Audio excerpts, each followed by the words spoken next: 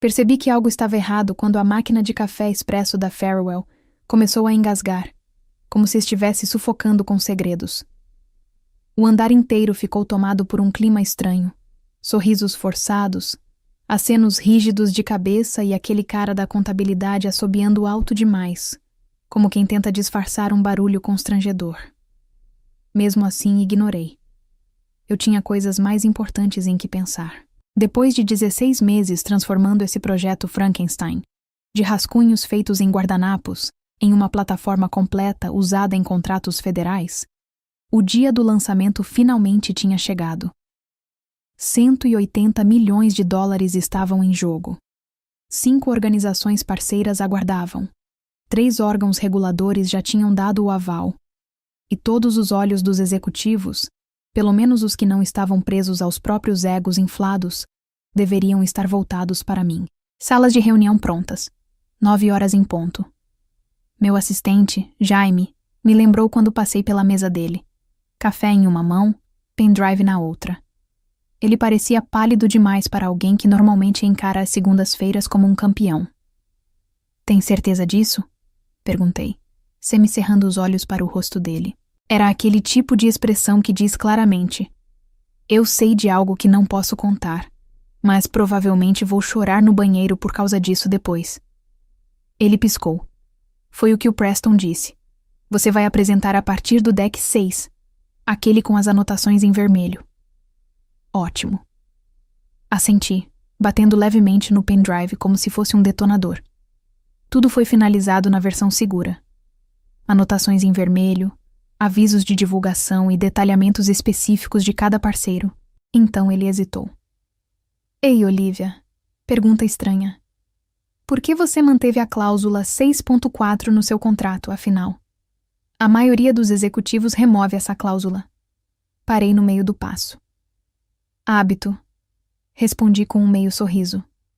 É como dar um nó duplo no cadarço. Você nunca acha que vai precisar até começar a correr.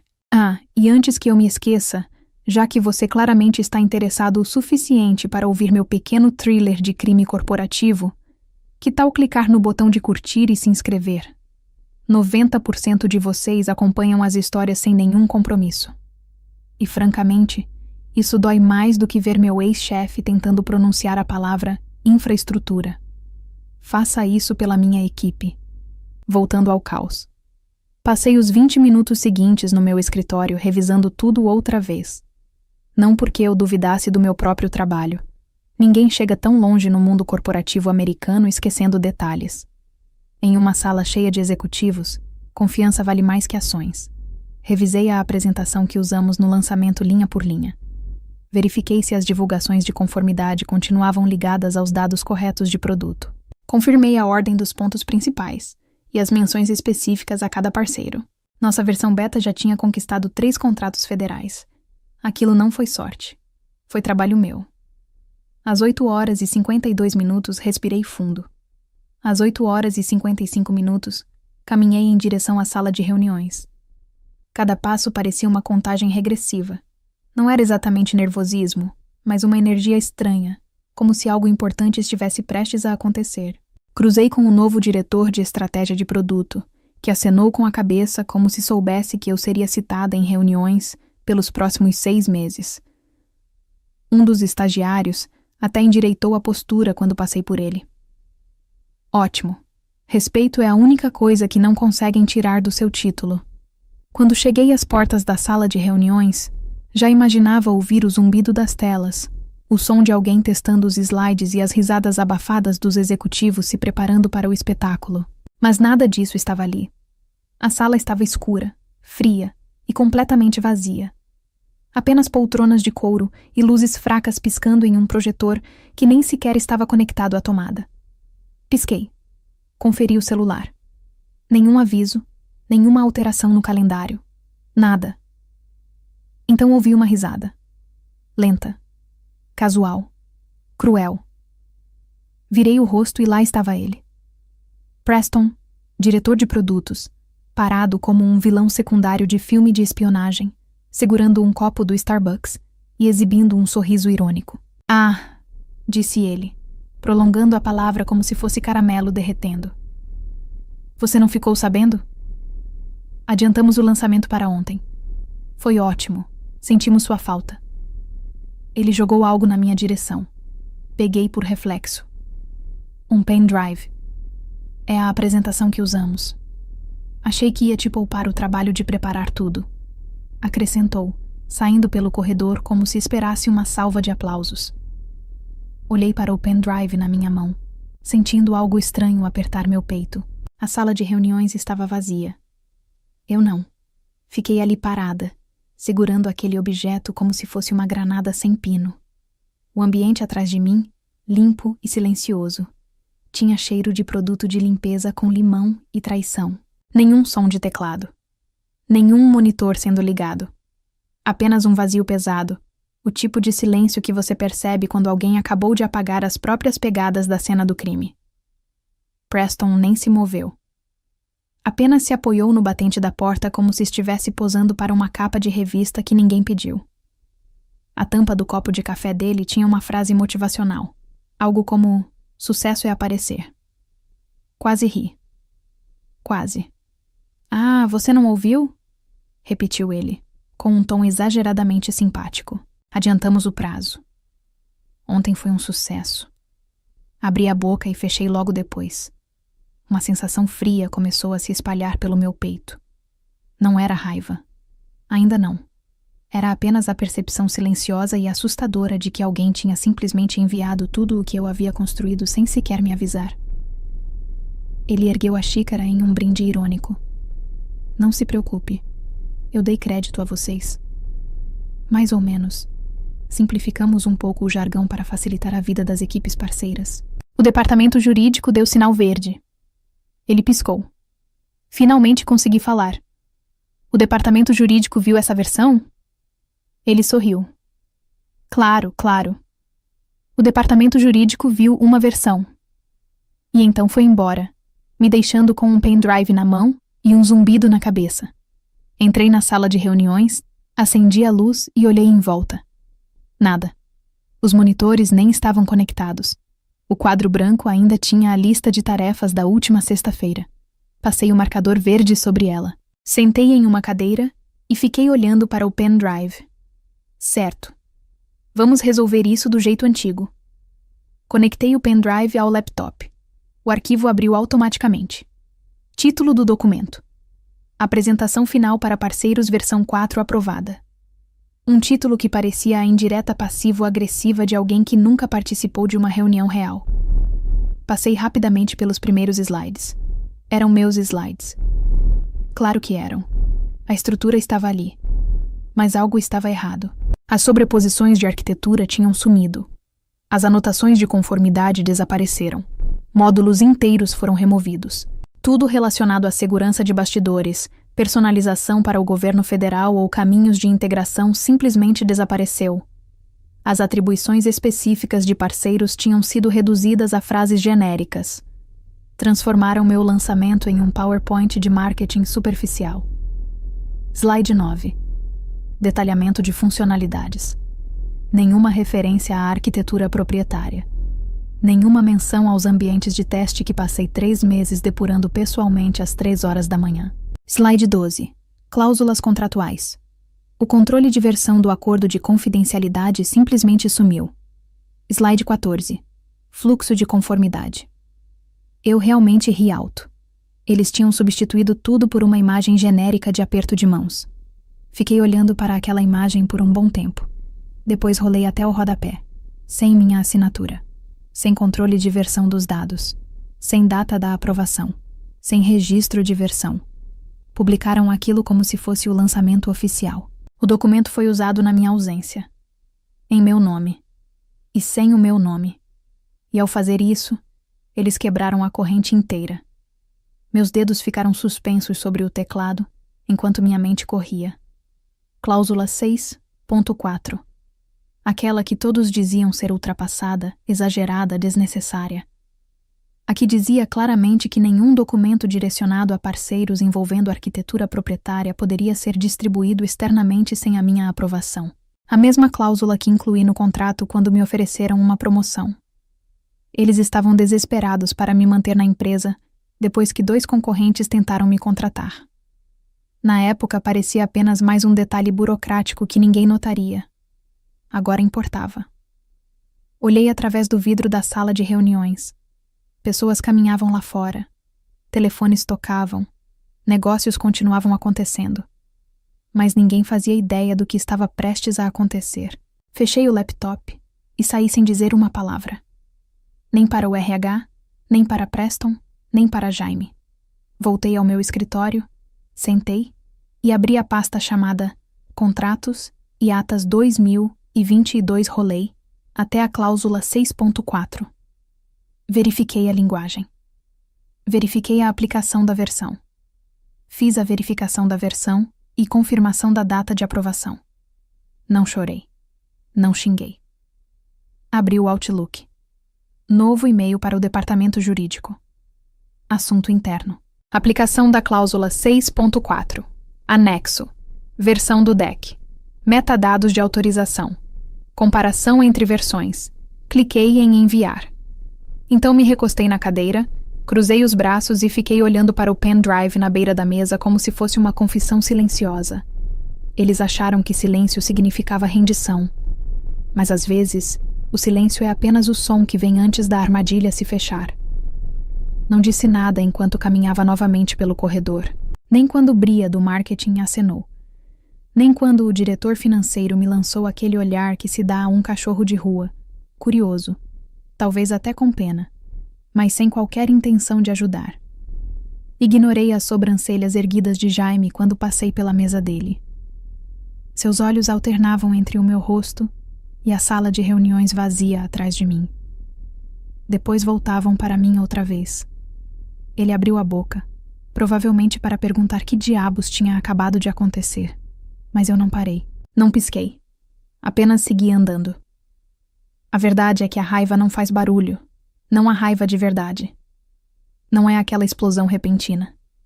É a que se instala na espinha e se espalha como uma queimadura gelada. É silenciosa, fria, quase cirúrgica, uma pressão que cresce sem aviso. Ela não explode, ela endurece. Enquanto fechava a porta do meu escritório, girava a chave e me acomodava na cadeira. Senti cada detalhe se fixando com clareza. Deslizei o pendrive novamente para dentro do meu laptop. Desta vez fiz uma comparação completa, não apenas do visual da apresentação de slides.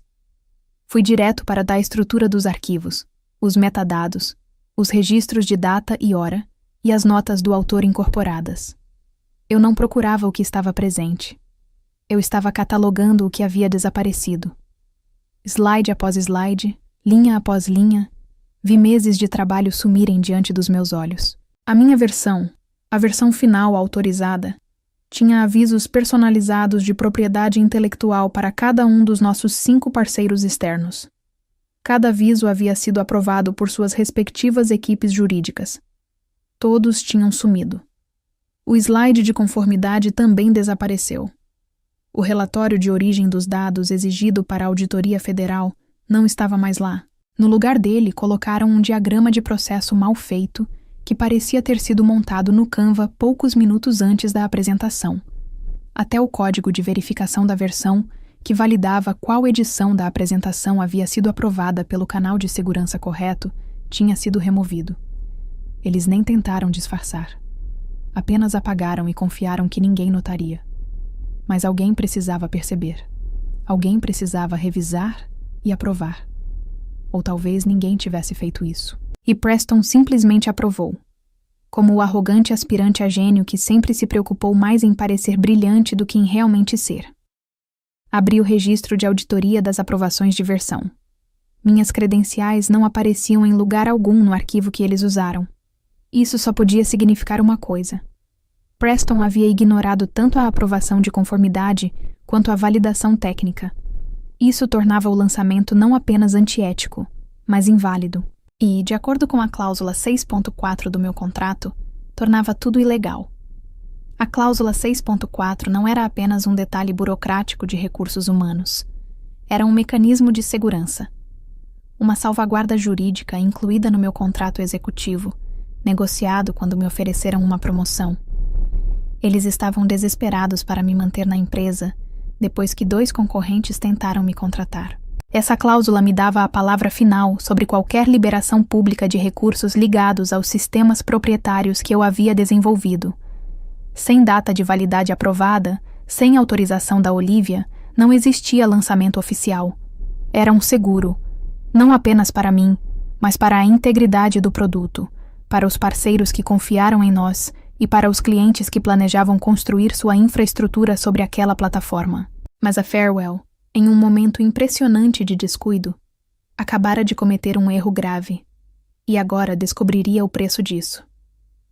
Fiquei sentada em silêncio por alguns instantes, deixando tudo se acomodar na mente. Depois puxei a pasta pesada da gaveta inferior da mesa. Arquivo do contrato de Olivia Palmer. Lá dentro tudo estava intacto. O texto original, o adendo, as autorizações e a minha cópia assinada e registrada oficialmente, com data e hora confirmadas. Cláusula 6.4. Nenhuma divulgação externa de qualquer material técnico ligado à arquitetura proprietária será considerada autorizada sem a aprovação do autor signatário, a verificação da versão e a confirmação da data de aprovação. Na ausência desses 3 elementos, o material será considerado nulo, sem efeito e sujeito a recolhimento em até 24 horas após a descoberta. Eles mexeram exatamente nos 3 pontos errados e ainda me entregaram o material em um pendrive. Coloquei a pasta ao lado do teclado, abri o Outlook e iniciei um novo e-mail para o departamento jurídico interno da Farewell Systems, com cópia para o setor de conformidade. O assunto era simples: solicitação de cumprimento da cláusula 6.4. Escrevi o corpo da mensagem em 2 linhas. Os documentos anexados confirmam o recebimento e solicitam a execução do contrato vigente. Em anexo estavam os metadados da comparação da apresentação, os registros de validação de conformidade assinados e o histórico de aprovação da versão do parceiro. Passei o cursor sobre o botão Enviar e cliquei. E foi só isso. Sem lágrimas, sem drama, sem discussões no escritório com cadeiras voando e mediadores de recursos humanos. Nem sequer mandei mensagem para Jaime. Em vez disso, fechei a pasta, encerrei o Outlook e, pela primeira vez em 16 meses, recostei na cadeira e não fiz absolutamente nada. A engrenagem já estava girando. E eu sabia exatamente qual peça tinha sido quebrada. Às 7h29. A sala de conferências no 12º andar estava silenciosa, exceto pelo ruído constante do sistema de ventilação e pelo leve som de pastas sendo abertas. As persianas continuavam fechadas, projetando listras azuladas sobre a longa mesa. Uma iluminação típica de manhãs difíceis ou de tentativas de consertar algo no último minuto. Eu já estava sentada, café na mão, olhando para a porta como se ela tivesse uma dívida comigo. As únicas outras pessoas presentes eram 3 membros da equipe jurídica, nossa analista de conformidade Mira e o vice-presidente de riscos, que claramente não havia dormido. Quase ninguém falava. Todos aguardavam Preston. O nome dele estava no convite da reunião em destaque, mas Preston não estava em lugar nenhum. Ele não apareceu. Nem mensagem avisando atraso, nem representante. E aquilo, mais do que qualquer outra coisa, mostrou exatamente o quanto ele estava levando a situação a sério. A revisão começou sem ele. Mira limpou a garganta e iniciou. Às 6h42 recebemos confirmação dos registros do servidor parceiro de que a versão distribuída do arquivo de lançamento não se originou do repositório de assinatura segura. Ela ignorou os protocolos de validação e de registro de data e hora. Ninguém interrompeu. Ela continuou. De acordo com a cláusula 6.4, isso configura divulgação não autorizada de material técnico proprietário. A versão utilizada no lançamento não foi aprovada pelo autor e também não foi rastreada pelos procedimentos padrão de governança. O jurídico falou em seguida. Estamos tratando isso como uma violação, disse Aaron do departamento jurídico. Seu tom era neutro, quase clínico. Isso exige encaminhamento imediato ao setor de conformidade e congelamento interno do material divulgado até que a responsabilidade seja confirmada ou descartada. O vice-presidente de risco soltou um resmungo baixo e esfregou as têmporas. Os próximos passos incluem entrar em contato com todos os parceiros federais e corporativos que receberam a apresentação.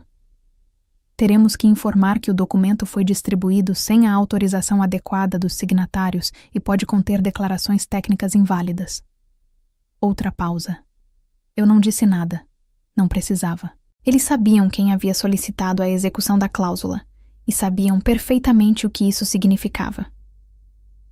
Olivia, disse Mira virando ligeiramente na minha direção.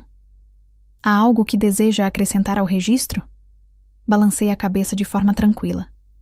Tudo se resume à comparação. Foi só isso. A reunião terminou cerca de 20 minutos depois, entre sussurros e telefones vibrando. As pessoas saíram com as costas rígidas, como se tivessem atravessado um lago congelado, ouvindo o gelo rachar sob os pés. Ao meio-dia, a pequena onda já havia se tornado uma maré.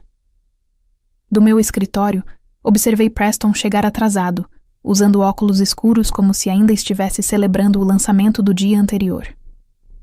Ele foi interceptado pelo vice-presidente de riscos e conduzido para uma sala de reuniões ao lado, carregando uma pasta debaixo de cada braço.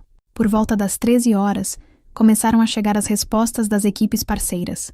A primeira mensagem veio de um representante federal. Um pedido educado, porém direto. Por favor, confirmem se a versão utilizada durante o lançamento foi revisada e autorizada pela cadeia de conformidade acordada.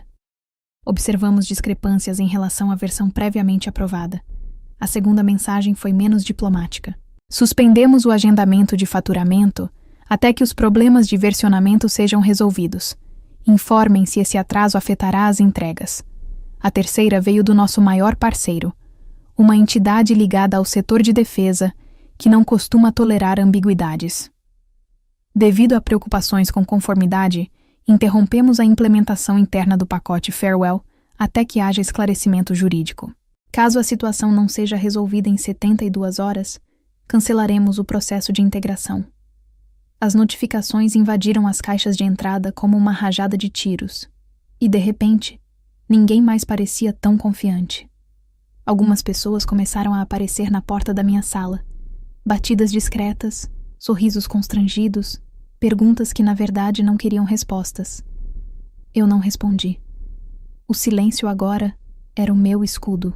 Preso e firme, observando o desastre acontecer de dentro de uma gaiola segura de previsibilidade. Às 15h15, fui até a copa buscar mais café. O espaço estava vazio, exceto pelo chefe do departamento jurídico, Harper, que caminhava pelo corredor falando ao telefone. Ele me viu, encerrou a ligação e se aproximou. Parecia alguém que acabou de descobrir que o paraquedas não abre. Você realmente protocolou isso? Perguntou ele, metade surpreso, metade impressionado. Dei um gole no café e apenas confirmei com um pequeno aceno. Você sabe o que isso significa, disse ele em voz mais baixa. Eu sabia. Significava que o lançamento tinha sido uma farsa. Significava que o setor de conformidade abriria um alerta no portal de investidores. Significava que todos os executivos que haviam aprovado a apresentação de Preston agora estavam expostos. Mas, acima de tudo, significava que eu não precisei mover um único dedo para destruí-los. Eu apenas deixei o contrato fazer isso por mim. Harper me observou por mais um instante. Depois virou as costas e seguiu pelo corredor como se o chão tivesse se tornado perigoso. E eu? Voltei para o meu escritório, fechei a porta e esperei pelo som do mundo de Preston se partindo. Preston esperou até que a maioria das pessoas do andar estivesse fora para o almoço antes de agir. Vi o reflexo dele na janela do meu escritório antes mesmo de ouvir seus passos. Ombros erguidos, sorriso forçado. A mesma xícara de café na mão, como se fosse um talismã da sorte. Ele bateu uma vez na porta e entrou sem esperar resposta. Oi, disse ele, alongando a palavra como se fôssemos velhos colegas de faculdade que tivessem se reencontrado por acaso em um churrasco e não naquela situação. Tem um segundo. Nem me dei ao trabalho de levantar os olhos. Apenas fechei o relatório que estava lendo e girei a cadeira lentamente na direção dele. Mantive o rosto neutro, sem expressão, o bastante para que ele entendesse que eu estava ouvindo. Não o suficiente para sugerir que aquilo realmente importava para mim. Ele interpretou aquilo como um convite. Certo, disse ele, aproximando-se com as mãos erguidas, como se eu pudesse dar um soco a qualquer momento. Então, olha, eu entendi. O lançamento ficou um pouco confuso, mas a apresentação já está circulando. Os parceiros gostaram bastante. Até recebemos uma ótima resenha no MarketSide hoje cedo. Aliás, dei todo o crédito a você. Inclinei levemente a cabeça. Deu mesmo? O sorriso dele vacilou. Você está mencionada, respondeu ele em tom defensivo. Usaram seu cargo. Eles até citaram seu papel no desenvolvimento, mas não o meu conteúdo. Respondi com voz calma, quase entediada. Não a minha versão, não a minha assinatura, nem a minha estrutura. Ele fez um gesto com a mão, como se eu estivesse exagerando. Olha, Olivia, a essência continua sendo sua. Só apresentamos de outro jeito. Você sabe como isso funciona. Todo mundo edita. É um esforço de equipe. Eu apenas o encarei, sem piscar, sem demonstrar reação. Existe um tipo de quietude que faz homens como Preston suarem frio. Não é barulhenta. Não vem acompanhada de gritos, lágrimas ou ameaças legais ecoando em uma sala de reunião. É o silêncio de alguém que sabe exatamente o tamanho do buraco em que você se enterrou e apenas espera que alguém apareça com a pá. Daqueles bem incômodos. Ele mudou o peso do corpo de um pé para o outro. Quero dizer, também não vamos exagerar. Já agimos rápido demais antes. Poxa, o jurídico nem sinalizou nada sobre o que vocês fizeram. Eu disse que ele congelou. Eles sinalizaram ontem, depois que protocolei a cláusula de execução. Ele piscou. Você protocolou aquilo? É real. Eu não respondi. Não precisava. Preston soltou um som estranho na garganta.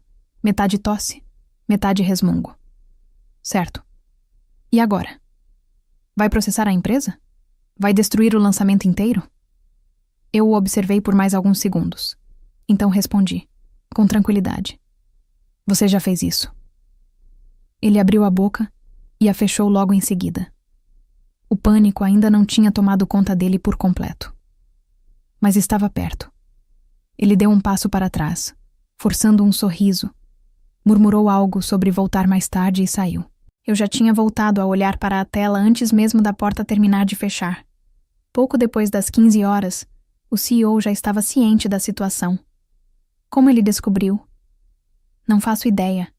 Talvez por causa da teleconferência com investidores. Talvez pelas pressões regulatórias federais. Talvez Harper finalmente tenha decidido que não valia mais a pena proteger Preston. De qualquer forma, o elevador fez um som e, de repente, o ar do andar mudou. Ficou pesado, com aquela textura estranha que surge quando alguém 3 níveis acima na hierarquia entra fingindo que não está em pânico. Vi o CEO através do vidro conversando com o RH. Os lábios comprimidos como se tivesse mordido um limão. Uma mão apoiada no quadril e a outra apontando para a sala do departamento jurídico. Às 15h12. Meu telefone vibrou. Mensagem interna do RH. Gostaríamos de agendar uma reunião de mediação para esclarecer a situação e buscar uma solução. Temos certeza de que tudo não passou de um mal-entendido. Valorizamos você. Não respondi. Às 15h17, a caixa de entrada do grupo jurídico enviou uma notificação automática para todos, sem mais comentários neste momento. Aquilo significava apenas uma coisa. Eles tinham contratado advogados contra si mesmos. Às 16h02, Mira, responsável pela conformidade, saiu carregando suas plantas em uma caixa de papelão. Sem drama, sem lágrimas. Apenas caminhou pelo corredor com os olhos fixos à frente, a boca presa naquela linha rígida de alguém que avisou o que ia acontecer e foi ignorado. Às 16h30, fui até a copa buscar um chá e ouvi Preston tentando fazer piada com o pessoal do marketing. Bem, Acho que estamos precisando de um novo estrategista de lançamentos, disse ele, rindo alto demais, como se tentasse se antecipar à história. Ninguém riu, nem mesmo o estagiário. Eles apenas o encararam. Depois olharam para mim e desviaram os olhos. Ele cruzou meu olhar quando eu estava saindo e sorriu como se ainda acreditasse que aquilo era um jogo de xadrez e não uma corrida de demolição. Dia louco, não acha? Disse ele, piscando. Tomei um gole do chá. Talvez você devesse atualizar seu currículo. A cor desapareceu do rosto dele tão rápido que parecia um truque de mágica. Eu o deixei ali, parado naquele silêncio que ele sempre odiou. Porque agora já não era apenas desconfortável. Estava chegando. Na manhã de sexta-feira, a tensão já havia se espalhado pelo andar. Nada de cumprimentos animados. Nada de conversas leves. O ambiente parecia pesado, como se alguém tivesse reduzido o oxigênio do prédio e ninguém quisesse ser o primeiro a admitir que estava sentindo falta de ar. As conversas cessavam quando eu passava. Não por maldade, por autopreservação. Era como se eu fosse radioativa. Todo mundo percebia a radiação no ar. Ninguém queria ficar por perto quando o alarme começasse a tocar. E então ele tocou. Às 9h06, um e-mail de uma agência federal apareceu na lista de distribuição do setor financeiro da empresa. Assunto: notificação de retenção de pagamento, item de contrato 3487F.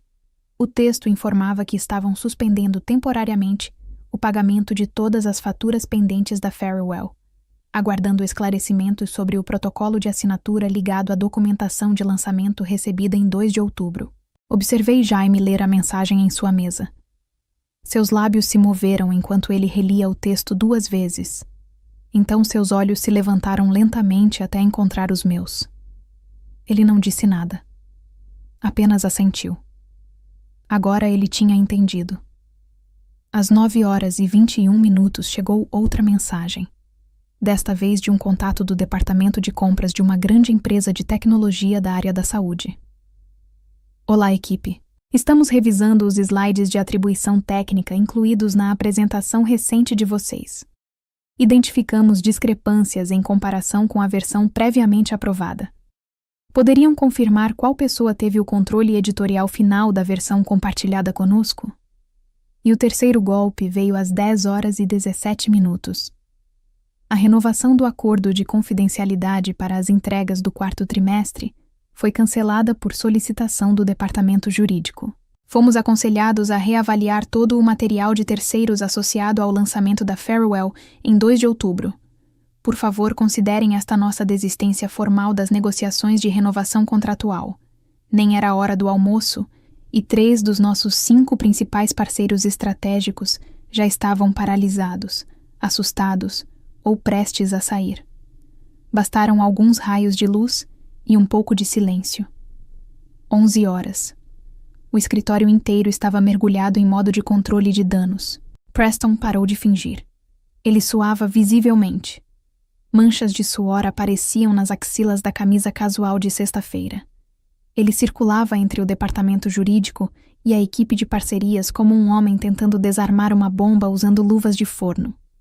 Cruzei com ele no corredor em frente ao escritório envidraçado do CEO. Desta vez ele não disse nada. Apenas me olhou.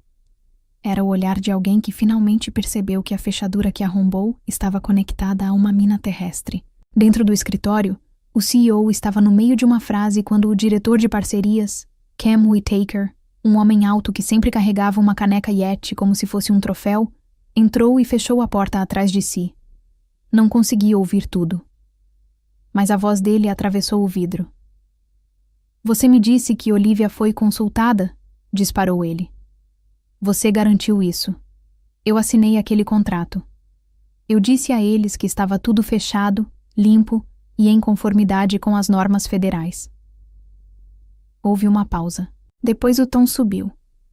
Ela nem estava na sala. Eu não conseguia ver o rosto do CEO. Mas vi seus dedos se contraindo sobre a mesa como se tentasse invocar algum tipo de gênio corporativo que só aparece para executivos ricos de terno. Ninguém apareceu. Às 11h35 o CEO tentou me ligar. Deixei tocar 2 vezes. Sem recado na caixa postal. Sem resposta. Ele tentou novamente às 12h10. Ainda nada. Meu silêncio naquele momento já não era estratégico. Era quase espiritual. Como se eu estivesse em estado zen, enquanto os outros lutavam para emergir debaixo de água, sem perceber que eu era quem segurava a tampa do ralo. O verdadeiro pânico começou quando o departamento jurídico disse à equipe exatamente o que eles não podiam dizer. Nenhuma declaração pública, afirmou Harper com voz curta e cansada. Só depois de confirmarmos a extensão da exposição. Tradução. Vocês ainda não fazem ideia do tamanho do buraco em que estão. Então fiquem em silêncio antes de cavar mais fundo. Às 14h vi Preston encostado na copa, mexendo o café com uma faca de plástico, porque aparentemente nem as colheres queriam ser associadas a ele. Ele parecia um homem sendo apresentado às consequências. Não exatamente medo. Ele ainda não era inteligente o suficiente para isso. Mas algo próximo. Como se o mundo dele tivesse girado em torno de uma mentira por tanto tempo que ele esqueceu que a gravidade ainda existia. Do outro lado do escritório, o tom das conversas começou a mudar. Ninguém mais me fazia perguntas. Apenas observavam. Era como se eu tivesse desenvolvido chifres ou asas. Eles não sabiam qual dos dois. Mas tinham certeza de uma coisa. Eu não era apenas a pessoa que construiu o lançamento. Eu também era a pessoa capaz de destruí-lo. A reunião de avaliação interna estava marcada para as 8h30. Mas as pessoas começaram a entrar na sala de conferências de paredes de vidro bem antes do horário, segurando cadernos como se fossem boias de salvamento e conversando em sussurros naquele tom nervoso que normalmente se escuta em hospitais ou tribunais. Ninguém trouxe muffins. Ninguém ousou fazer piadas. O perfume caro no ar contrastava de forma estranha com o medo silencioso de ser associado ao desastre. Eu não estava lá. Não precisava. Tudo o que importava já estava nos documentos. Harper, o conselheiro-geral da Farewell, estava sentado na cabeceira da mesa. Seu rosto normalmente impassível agora carregava a expressão tensa de alguém que passou a noite inteira preparando uma declaração que sabia que destruiria carreiras. A gravata dele estava torta, as mangas da camisa dobradas até o cotovelo. Nada de formalidades corporativas naquele dia. Aquilo era guerra de trincheiras. Os primeiros 10 minutos foram um caos de pigarros nervosos, frases interrompidas e uma última tentativa desesperada de Preston de vender o lançamento como uma aceleração da inovação. Ouvi essa frase mais tarde através de Jaime, que estava sentado 2 portas adiante e conseguia ouvir cada palavra através do vidro. Olivia estava por dentro de tudo. Preston insistiu novamente, agora falando mais alto, com a voz aguda e defensiva. Disse que ela tinha acesso às pastas de rascunho.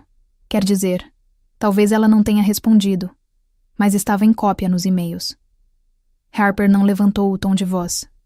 Nem precisava. A versão com data e hora que ela aprovou, explicou ele com frieza, é diferente da que foi divulgada publicamente. Seguiu-se um silêncio breve, depois alguns papéis sendo mexidos. Alguém tossiu ao fundo. A cláusula 6.4, continuou Harper. Ela permanecia ativa e inalterada em seu contrato executivo. O lançamento foi realizado sem a aprovação de um signatário autorizado. Isso caracteriza uma violação do protocolo interno de conformidade, invalida o documento diante dos parceiros federais e expõe a empresa a possível responsabilidade legal. Preston piscou como se tivesse levado um soco debaixo d'água. Mas, quer dizer, ela faz parte da equipe. Isso não foi apenas um mal-entendido, uma falha de comunicação. Olivia não é arrogante. Harper não hesitou. Ela não processou Preston. Apenas fez valer a situação. Um novo tipo de silêncio tomou conta da sala. O tipo que surge quando a última lâmpada finalmente se apaga. Pelo que me contaram depois, a boca de Preston abriu e fechou 3 vezes, como se ele quisesse perguntar o que tudo aquilo significava, mas já soubesse a resposta e simplesmente não conseguisse pronunciá-la. Então alguém, provavelmente do departamento de parcerias, fez a pergunta que todos tinham na cabeça. Então o lançamento é o quê, reversível? Harper soltou um suspiro longo e cansado, carregando meses de avisos ignorados. Já foi revertido. Os parceiros federais começaram a retirar os materiais. O conteúdo não era autorizado. Olivia apresentou a cláusula de execução antes que os parceiros iniciassem formalmente o processo de retirada. Outra voz perguntou por que ninguém sabia disso. E esse era o ponto central, não era? Eles tinham construído um evento inteiro sobre uma mentira. A ideia de que a mulher que sustentava o produto havia concordado com tudo. Sorri e concordei com o espetáculo. Mas eu nunca tinha feito isso. Nunca tinha acenado com a cabeça, nunca tinha sorrido em aprovação e certamente nunca tinha dado aval àquilo. Eu apenas esperei e assinei a única coisa que realmente importava. Do lado de fora daquela sala, eu já estava sentada na minha mesa relendo uma mensagem de um contato federal de conformidade. Obrigado pela sua clareza e agilidade. Sua notificação de execução nos permitiu agir de forma proativa. Se sua disponibilidade permitir, nosso escritório gostaria de discutir diretamente com você as soluções da próxima fase. Fechei a mensagem. Na outra tela, o Slack vibrava sem parar. A notícia já havia se espalhado. Aparentemente, durante a reunião de revisão, alguém projetou na tela o pedido completo de execução, com meu nome em negrito no topo. Os registros de dados dos servidores apareciam organizados em linhas claras e incontestáveis logo abaixo. Um por um, todos foram entendendo o que havia acontecido. Alguns chegaram a tirar capturas de tela. Ninguém negava mais. Não podiam negar. Não depois que o departamento jurídico expôs tudo. O lançamento nunca foi de Olivia. E a fina cortina de fumaça que Preston espalhou por metade da empresa estava se desfazendo como poliéster barato em um furacão. Mais tarde, quando ele passou em frente ao meu escritório, não parou. Não sorriu. Não fez nenhuma piada. Apenas continuou andando com a cabeça baixa, como se tivesse medo de que eu pronunciasse seu nome e ativasse outra cláusula. Ele tinha razão em sentir medo. Eu já não estava com raiva. Nem precisava. Eu já tinha falado, e a empresa inteira tinha ouvido. Na manhã de segunda-feira, a Farewell parecia menos uma empresa de tecnologia e mais o lado derrotado de uma audiência no Congresso. O comunicado de imprensa que haviam publicado apenas 4 dias antes, aquele cheio de manchetes chamativas, palavras da moda e a citação grandiosa de Preston sobre impulsionar a transformação do futuro, desapareceu do site antes do amanhecer. Link quebrado. Erro 404. Sem redirecionamento. Apenas vapor digital onde antes existia ego. Jaime, coitado, me enviou uma captura de tela mostrando o comunicado sendo removido dos fóruns de parceiros. Uma das agências chegou a publicar uma pequena atualização abaixo do aviso de remoção. Retiramos o material de lançamento em parceria a pedido da Farewell Systems, enquanto aguardamos uma resolução interna. Em outras palavras, eles cometeram um erro grave e não vamos afundar junto com eles. Às 10 horas da manhã, todos os sites parceiros que haviam compartilhado a apresentação de lançamento, publicado textos em blogs ou carregado imagens comemorativas, já tinham apagado tudo silenciosamente, como se aquilo nunca tivesse existido. Ainda era possível encontrar algumas versões em cache circulando nas zonas esquecidas do Google, mas em 48 horas, até elas desapareceriam. Apagadas como um acidente que ninguém queria admitir ter presenciado. O efeito dominó continuou. Uma teleconferência com investidores acabou vazando. O assistente de alguém provavelmente esqueceu de silenciar o vídeo durante uma transmissão ao vivo. O clima não era exatamente de pânico. Ainda não. Mas estava perto. Era possível ouvir o diretor financeiro tentando manter o controle, com a voz tensa, listando discrepâncias inesperadas de conformidade, como se fossem simples tropeços e não uma explosão em câmera lenta. Ao meio-dia, ele já estava na segunda tentativa de falar comigo. Primeiro veio o contato formal. Gostaríamos de convidá-la para uma conversa a portas fechadas para garantir alinhamento e clareza em relação às suas preocupações. Não se trata de uma questão disciplinar, apenas uma conversa de boa fé. Não respondi. Uma hora depois chegou uma mensagem privada. Olivia, entendo que as coisas se complicaram, mas precisamos conversar em particular. Por favor, me conceda 10 minutos. Conversa informal. Apaguei. Nenhuma resposta. Eu já tinha dito tudo o que precisava dizer, com data e hora registradas, assinatura e uma cláusula tão clara que era praticamente a prova de balas. Eles não queriam falar comigo. Queriam negociar com um fantasma. Mas eu não estava morta. Eu apenas tinha terminado. Naquela tarde, um memorando interno com acesso restrito vazou. Apenas algumas pessoas tinham autorização para vê-lo, mas isso não significa muita coisa em uma empresa onde a confiança morre mais rápido que opções de ações. O memorando confirmava tudo. Meu contrato executivo incluía uma cláusula de retenção com proteção completa de indenização. Isso significava que eu não podia ser responsabilizada, não podia ser pressionada e não podia ser usada como bode expiatório. Não sem transformar aquela violação em um segundo processo antes mesmo do primeiro esfriar. Li essa frase 3 vezes apenas para saboreá-la. Às 16 horas, alguém da equipe de recursos humanos, provavelmente entediado, talvez jovem demais para perceber que sua tela estava visível, exibiu sem querer o painel de vagas durante uma chamada compartilhada no Zoom. A vaga de Preston estava lá. Nem sequer usaram o título dele. Apenas líder executivo de produto. Substituto temporário. Aguardando a avaliação do primeiro trimestre. Sem foto. Sem destaque. Apenas a morte corporativa escrita em helvética. Jaime me mandou mensagem 1 minuto depois. Acho que finalmente encontraram uma colher para ele. Espero que seja de plástico. Não respondi. Nem sorri, porque essa parte já não tinha mais nada a ver comigo. Era sobre a máquina emperrando, rangendo, sufocando sob o próprio peso da arrogância. Todas as equipes que antes repetiam o discurso de lançamento de Preston agora estavam reescrevendo suas apresentações. Todos os vice-presidentes que antes o convidavam para painéis estavam discretamente apagando seu nome das publicações no LinkedIn. Todas as reuniões que ele tentava marcar estavam sendo adiadas indefinidamente para a semana seguinte. O reino dele não estava desmoronando. Estava simplesmente sendo esquecido. E quanto a mim, não atendi às ligações.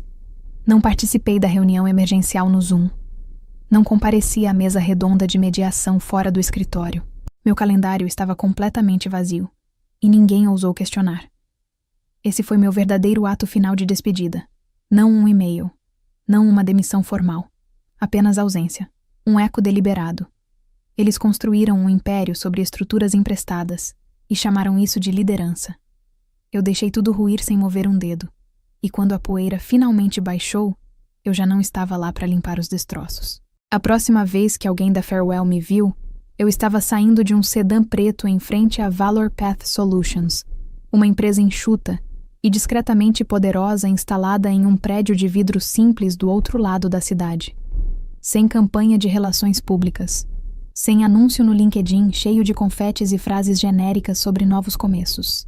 Apenas eu entrando calmamente no saguão com uma pasta de couro debaixo do braço, carregando uma tranquilidade capaz de fazer advogados suarem e investidores cochicharem. A Valor Path não era extravagante. Nem precisava.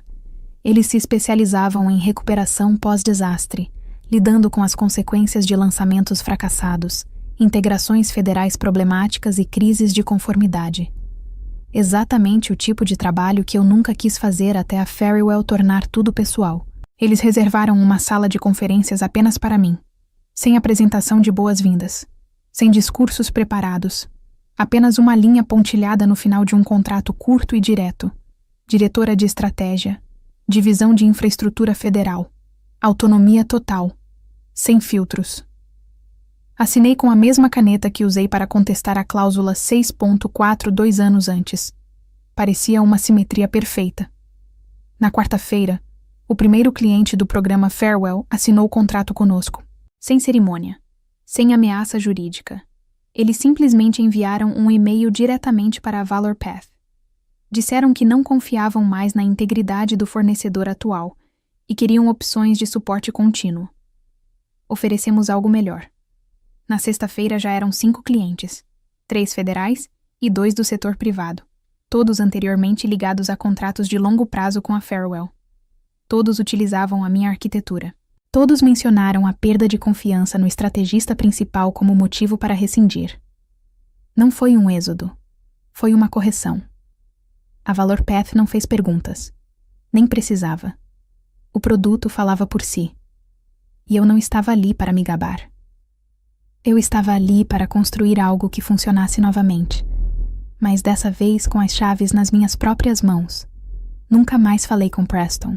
Nem precisei. O último comentário que ouvi foi que ele tinha tirado um período sabático estratégico para reavaliar seu alinhamento pessoal com a cultura de inovação. Tradução. A Farewell não podia demiti-lo sem admitir culpa. Então o dispensaram silenciosamente como se fosse iogurte vencido, torcendo para que ninguém percebesse o cheiro. Mas as pessoas perceberam. Mesmo da ValorPath eu conseguia observar a mudança. Parceiros que antes brigavam pelos direitos de nome no lançamento, agora solicitavam reuniões privadas comigo sob outras bandeiras. Agências que ignoraram meus e-mails 6 meses antes, agora repetiam exatamente as mesmas palavras em apresentações de conformidade. Eu não estava subindo. Eu já tinha subido. Eles é que só estavam percebendo agora. No fim da noite de sexta-feira, meu telefone vibrou com um número que eu meio reconheci. Era um dos vice-presidentes da Farewell. O tipo de pessoa que costumava terminar reuniões com um toque de punhos e uma promessa vaga de conversar depois. A mensagem dizia: "Por que você não disse nada?" Deixei a mensagem parada na tela por um momento, observando os pontinhos aparecerem como se ele estivesse pensando em acrescentar algo. Ele não acrescentou. Os pontinhos desapareceram. Digitei minha resposta devagar. Sem pontuação, sem emojis. Porque da próxima vez, você vai perguntar quem construiu o chão antes de começar a dançar em cima da mesa. Enviei a mensagem e coloquei o telefone virado para baixo sobre a mesa. Nenhuma resposta. Eu não esperava nenhuma. Olhei pela janela para a cidade piscando lá embaixo. Torres de vidro, guindastes, salas de reunião cheias de pessoas que ainda acreditavam que visão vinha do volume. Estavam enganadas. Ela vinha do silêncio, da clareza, de saber quando deixar um prédio cair e quando começar a construir sua própria fundação. Eu não destruí o chão para ir embora.